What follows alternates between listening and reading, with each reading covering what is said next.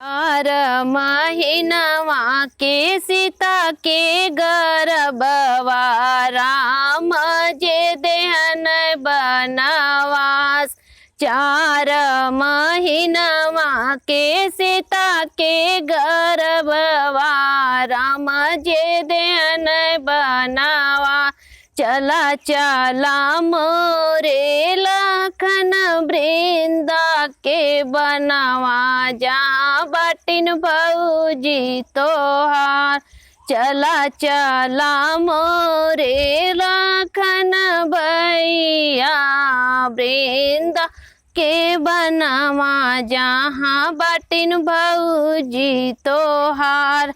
एक बन गईल हो दूसरा बनवा औरती सरबन के बीच। एक बन गईल दूसर बन और तीसरा बन के बीच।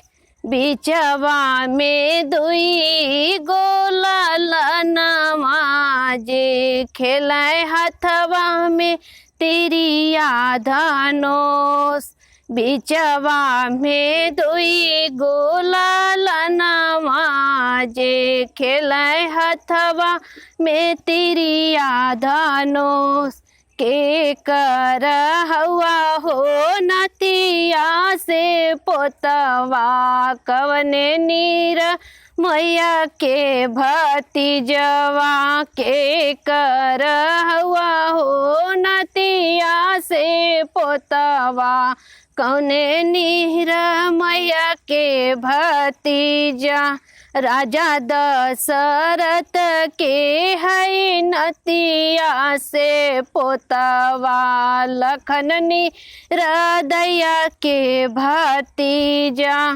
राजा दशरथ के है नतिया से पोतवा लखन हृदया के भतीजा। बापवा पपिया के नौ न जानी गर्भे में लिए बनवास। बपवा पपिया का नमो न जानी गर्भे में लिए बनवास। इतनी बचन जब सोनन लखन भैया झटलिहन गोदिया उठाए। इतनी बचन जब सोन लखन भैया झटलिहन गोदिया उठाए। चला चला मोरे बबुआ हो ही वृंदा बनवा जहाँ बाटिन माई तोहार। चला चला मोरे बबुआ हो वही वृंदा बनवा जहाँ बाटिन माई तोहार। ओही वृंदा में सोने का मंदिरवा जहाँ सीता जार लंबी केस। ओही वृंदावनवा में सोने का मंदिरवा जहाँ सीता जार लंबी केस। जाई के मंदिरवा में राम ठाड़ भय सीता उलट नाई देख।